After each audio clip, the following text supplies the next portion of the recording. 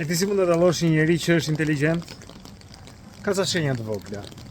Këra vjen njerëzit inteligjent tonë gjëra të tipit po që e ke mirë ti, po që e kam gabim, ose dikur mendoja kështu, por pastaj ndryshova mendim.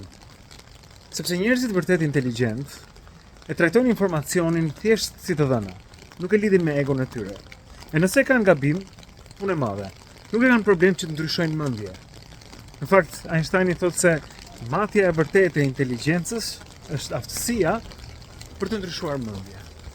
Ndërsa ata që janë jo aq inteligjent, se s'dua t'i quaj me ndonjë emër, nuk janë kur gabim.